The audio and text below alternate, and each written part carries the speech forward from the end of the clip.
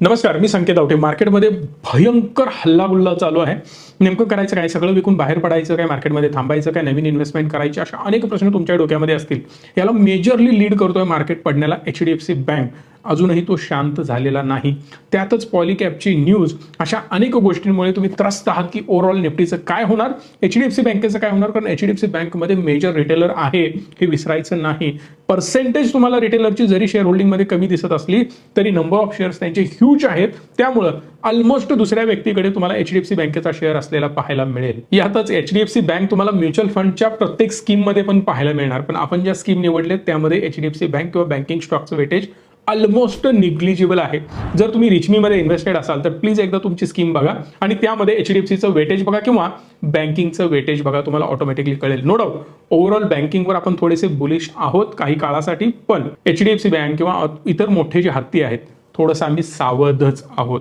मग यामध्ये नेमकं करायचं काय? इन डिटेल अनालिसिस मी आता HDFC बँकेचं करणार आहे. सगळ्या गोष्टी एकदम फास्ट क्लिअर होऊन जातील. बिलकुल याला मी किचकट करणार नाही. HDFC बँकेचा रिझल्ट ठीकठाक आहे. डायरेक्ट मी तुम्हाला स्क्रीनवर दाखवणार, पण त्याआधी काही गोष्टी लक्षात घ्या. नेट इंटरेस्ट मार्जिन डाऊन होताना पाहायला मिळतं. इंटरेस्ट मार्जिन का डाऊन होतोय? तर सिंपल आहे. इंटरेस्ट मार्जिन म्हणजे काय?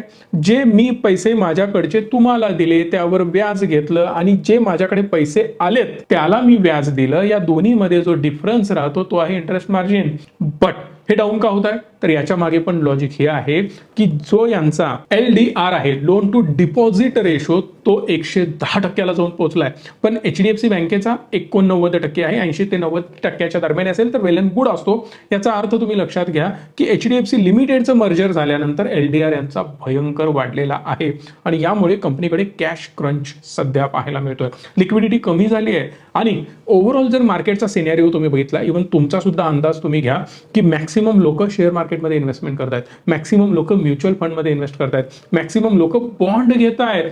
याचं रिझनच हे आहे की लोकांना कळून चुकलंय की मी जर इन्व्हेस्टमेंट फक्त बँकेमध्ये करत राहिलो, मॅक्सिमम चंक मी FD करत राहिलो तर मला चांगले रिटर्न मिळणार नाहीत. मी हार्डली इन्फ्लेशनला बीट करू शकेन. आणि यातच लोकांची गोल्ड इन्व्हेस्टमेंट, सिल्वर इन्व्हेस्टमेंट वाढत चालली आहे. आणि यात नंतरची इम्पॉर्टंट गोष्ट, लोकांचं स्पेंडिंग भयंकर वाढायला लागलंय, सेव्हिंगच कमी होत चाललंय. आपण USच्या कल्चरला हळूहळू फॉलो करत चाललोय, त्यामुळं आपण सेव्हिंगला कमी प्रेफरन्स देतो. ही सगळ्यात मोठी आपली चूक आहे आणि यामुळे बँकेकडे असणारा पैसा कमी आणि मागणी जास्त होते. म्हणून HDFCला काही प्रॉब्लेम फेस करावे लागतात. कंपनी येणाऱ्या 5 वर्षांमध्ये 13,000 नवीन ब्रांचेस ओपन करण्याचा प्लॅन करते, पण ऍक्च्युअली येणाऱ्या 2024 मध्ये या वर्षामध्ये पूर्णपणे ते फक्त 1500 ब्रांचेस ओपन करणार आहेत. म्हणजे काय? व्हिजन मोठा आहे पण तेवढ्या प्रमाणात ते ब्रांचेस ओपन करत नाही आहेत आणि याचाच फटका आता सध्या तुम्हाला चार्टवर पाहायला मिळतोय. दुसरी इम्पॉर्टंट गोष्ट, एक्सपांड करून करणार कुठे? आता ते मॅक्सिमम रुरल भागामध्ये जात आहेत, खेडेगावांमध्ये, छोट्या छोट्या शहरांमध्ये जाण्याचा प्रयत्न करतायत. पण HDFC सारख्या बँकांना रुरल भागामध्ये जास्त महत्त्व दिलं जाईल असं मला वाटत नाही. कारण खेडेगावांमध्ये, छोट्या छोट्या गावांमध्ये बँक ऑफ महाराष्ट्र असेल किंवा बँक ऑफ इंडिया असेल किंवा ज्या कर्नाटकात असेल तर कर्नाटका बँक वगैरे असेल, यांना जास्त प्रेफरन्स दिला जातो. दुसरी इम्पॉर्टंट गोष्ट, HDFC बँकेला जर तेवढा मोठा बिझनेस मिळाला नाही तर त्यांची जी ब्रांच असते त्याच्यावर खर्च ते खूप जास्त करतात. दुसरी गोष्ट, तो जो खर्च आहे तो रिकवर होणं गरजेचं आहे. जे इन्व्हेस्टमेंट केले, रिटर्न ऑन इन्व्हेस्टमेंट त्यांना एवढी चांगली दिसणार नाही. मेजर प्रॉब्लेम त्यांना पुढे जाऊन पाहायला मिळू शकतात आणि यालाच मार्केट निगेटिव्हली घेत आहे. ओव्हरऑल तुम्ही FII होल्डिंग इथं बघितला ना तर हाच मोठा कन्सर्नचा पार्ट आहे. इथं मी तुम्हाला क्लिअरली दाखवतोय. 52.31% तुम्हाला टोटल FIIs दिसतील, पण यामध्ये ऍक्च्युअली प्रमोटर 25% आहे. सो समवेअर अराउंड 27% आसपास किंवा 25% आसपास FII आहेत. पण ओव्हरऑल स्टॉक एवढा मोठा आहे ना की यामध्ये गुंतवणूक सुद्धा तेवढी मोठ्या प्रमाणात असलेले पाहायला मिळते आणि FIIs तिकडे बॉन्ड यील्ड वाढत असल्यामुळे इकडे प्रॉफिट बुकिंग करत आहेत. HDFC बँकेने एवढे चांगले आजपर्यंत रिझल्ट दिलेले नाहीत, तो एक मोठा कन्सर्न आहे. आणि त्यातच जर तुम्ही यांचे क्वार्टरली आकडे बघितले तर ते ठीकठाक आहेत, मला बिलकुल एवढे खराब वाटलेले नाहीत. 78,000 कोटीचा रेव्हेन्यू झालेला आहे, त्याचबरोबर 17,000 कोटी 700चा नेट प्रॉफिट झालेला आहे. पण हा इयर ऑन इयर तुम्हाला क्वार्टर ऑन क्वार्टर चांगला जरी दिसत असला तरी म्हणणं हे आहे चार्टवर की मॅक्सिमम यानं रिटर्न खूप कमी दिलेले आहेत. 10-12% म्हणजे काहीच नाही. आणि जर तुम्ही विचार केला, लेट्स से 2021 मध्ये तुम्ही इथं गुंतवणूक केलेली आहे, 2020च्या एंडिंगला गुंतवणूक केलेली आहे, आज सुद्धा तुमचा पैसा तेवढाच आहे. जर एखादा स्टॉक चांगले रिटर्न देऊ शकत नसेल तर मात्र लोकांचा विश्वास त्यामध्ये केलेली गुंतवणूक हळूहळू कमी होत जाते. पण माझ्या अनालिसिसनुसार काही गोष्टी महत्त्वाच्या लक्षात घ्या. हा स्ट्रॉंग सपोर्ट झोन आहे. कुठल्याही प्रकारे बाईंग सेलिंगचे रिकमेंडेशन नाही, फक्त मी एज्युकेशन पर्पजसाठीच सांगतोय. हा एक स्ट्रॉंग सपोर्ट झोन आहे. पण जर हा सपोर्ट बिघडला तर मात्र डायरेक्ट आपल्याला सपोर्ट खाली 1160 ते 1130च्या दरम्यान पाहायला मिळतो. ही खूप डेंजरस गोष्ट आहे. माझी इच्छा आहे असं काही होऊ नये. इथूनच यानं रिव्हर्स करण्याचा प्रयत्न करावा. ओव्हरऑल जर तुम्ही बघितलं ना, एचडीएफसी बँकेचा पीई रेशो आता सध्या 19 पाहायला मिळतो, जो की इंडस्ट्री पीईच्या आसपास येताना पाहायला मिळतो. इंडस्ट्री पीई 15च्या आसपास आहे आणि आता हा सध्या 19च्या आसपास आहे. माझ्या मताप्रमाणे लवकरात लवकर हा जवळ येण्याचा प्रयत्न करेल. त्याच्या आपल्यासाठी ही फायद्याची गोष्ट आहे. ज्याला डोळे झाकून चांगले रिटर्न हवे असतील तो सिंपल स्ट्रॅटेजी काय इथे अप्लाय करू शकतो. तर बेसिकली जसं मला हा चांगल्या लेवलला मिळेल तसं थोडीशी गुंतवणूक होईल. बिलकुल एचडीएफसी बँकेमध्ये मेजर काही इश्यू मला दिसत नाहीत. सो इथून जरी हा ऍटलिस्ट इथपर्यंत जरी गेला तरी इझिली मला 30 ते 35% रिटर्न निवांत मिळू शकतात. मोठे टार्गेट सोडून द्या. हा बेसिक जरी गॅप परत भरून काढला ना, जो पडला होता तेवढा तरी सुद्धा मला 30-35% रिटर्न मिळतात. ही जादू आहे व्हॅल्यू इन्व्हेस्टिंगची. पण ज्यांना होल्ड करायची ताकद आहे फक्त त्यांच्यासाठी, बाकी सगळ्यांसाठी हा stock I don't think so की हा मोठा हत्तीसारखाच चालतो. दुसरी गोष्ट, ऑलरेडी एचडीएफसी आणि एचडीएफसी बँकेचं मर्जिंग झालंय, पण मर्जिंग हे अजून प्रॉपरली झालं नाही. मी स्पष्ट तुम्हाला सांगतोय. बऱ्याच लोकांना वाटतं सगळं सुरळीत चालू आहे, पण नाही. जर ब्रांच लेवलला तुम्ही बघितलं तर एचडीएफसी आणि एचडीएफसी बँक अजूनही थोडंसं सेपरेटच त्यांची कामं सुरू आहेत.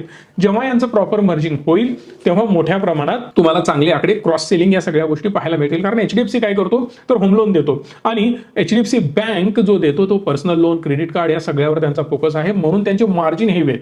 कोणाचे? एचडीएफसी बँकचे. आणि एचडीएफसीचे मार्जिन कमी आहेत कारण होम लोन ऑलमोस्ट आपण ज्या लेवलला एफडी करतो ना, 1% डिफरन्स तुम्हाला पाहायला मिळतो.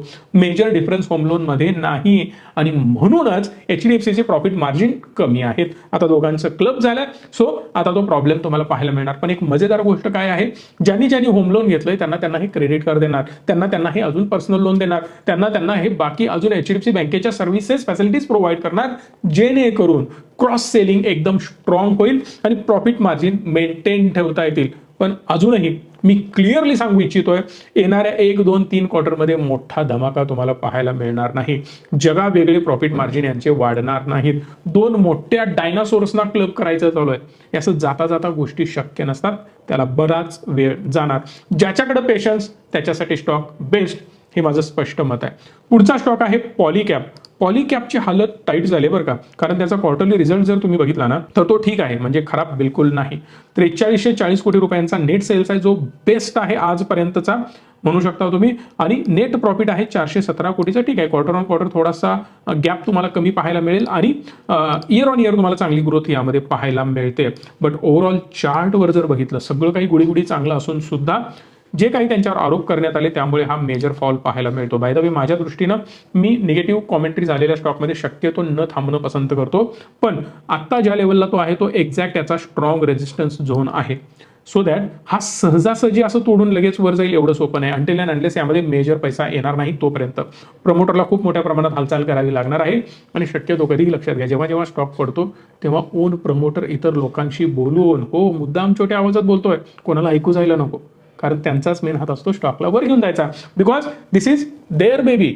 स्वतःच्या मुलाची काळजी स्वतः घ्यायची असते, म्हणून ते लोक प्रयत्न करतात की मोठ्या प्रमाणात स्टॉकला वर घेऊन जाणं, स्वतः स्टॉक बायबॅक करणं, अशा प्रकारे करून परत ते आपापल्या लेवलला घेऊन जाण्याचा प्रयत्न करत असतात. Again same case applicable with HDFC bank तुम्ही म्हणू शकता. फक्त दोघांचे रिझन्स वेगवेगळे आहेत, पण गोष्टी सिनेरिओ सेम पाहायला मिळतो. फक्त रिकव्हरी स्लो होण्याचे चान्सेस आहेत. जोपर्यंत वातावरण शांत होणार नाही तोपर्यंत तुम्हाला मेजर अपट्रेंड यामध्ये मोठ्या प्रमाणात पाहायला मिळणार नाही.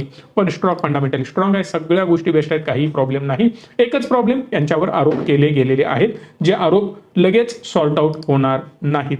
मेन येऊयात निफ्टीच्या चार्टवर. निफ्टी खूप फास्ट मी तुम्हाला सांगणार आहे, जास्त वेळ निफ्टीमध्ये द्यायची गरज नाहीये, कारण ज्या लेवल्स आपण ड्रॉ केलेले आहेत त्या लेवलवरून पिक्चर तुम्हाला क्लिअर होऊन जाईल.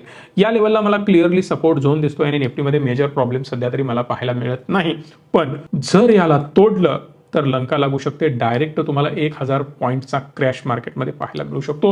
ओव्हरऑल याला बिलकुल घाबरण्याची गरज नाहीये. ही जी संधी आहे ना ती SIP करण्यासाठी आहे. ही जी संधी आहे ना मार्केटमध्ये पैसा पोर करण्याची आहे. ही संधी ज्यांनी सोडली त्यांनी रडत बसायचं, कारण वारंवार संधी येत नसतात. बघा, इथे एक खूप चांगली संधी आली होती, त्यावेळी मी व्हिडिओ बनवून सांगितलं होतं. आता ही संधी आली, अगेन मी व्हिडिओ बनवून सांगतोय. सो या केसमध्ये SIP ठोकत राहणं गरजेचं आहे. काय होऊ शकतं, चला मार्केट पडलं, इमॅजिन करा तुम्ही SIP चालू केली. कधी चालू केली? आज चालू केली. इथं पैसे गेले, इथं पैसे गेले, इथं गेले, इथं गेले, इथं गेले, मार्केट इथं आलं. पण इथं आल्यानंतर जसं वर जाईल तसं अगेन तुमच्या अशा इन्व्हेस्टमेंट या सुरू राहणार आहेत आणि याचं जबरदस्त ॲव्हरेजिंग होऊन तुमची इन्व्हेस्टमेंट इथं होणार आहे. आणि हे जे काही मार्केट क्रॉस करेल हे भयंकर रिटर्न तुम्हाला पाहायला मिळतील. सो मार्केट पडल्यानंतरच्या या गोष्टी विसरायच्या नसतात. लमसम काही ऍड करायचे आहे, छोटी छोटी करत जा, सुरुवात करा, काम बंद ठेवू नका, असं माझं स्पष्ट मत आहे. फक्त मार्केट पडेलच वाढेलच याला जास्त लॉजिक न लावत बसता योग्य ठिकाणी योग्य वेळी पैसा पोर करत राहणं गरजेचं आहे. ज्याला हे समजलं तो मार्केटमधून खूप चांगलं अर्निंग करतो. तुम्हाला जर आमची मदत हवी असेल, डिस्क्रिप्शनमध्ये नंबर आहे, एक गुगल फॉर्म आहे, तो भरा. त्या थ्रू तुम्हाला एक लेक्चर दिलं जाईल, प्रॉपर नॉलेज दिलं जाईल. अदरवाईज कॉल करून सुद्धा माहिती घेऊ शकता. व्हिडिओला लाईक, शेअर आणि चॅनलला सबस्क्राईब करून तुमचं प्रेम दाखवू शकता. धन्यवाद. Stay tune and stay positive.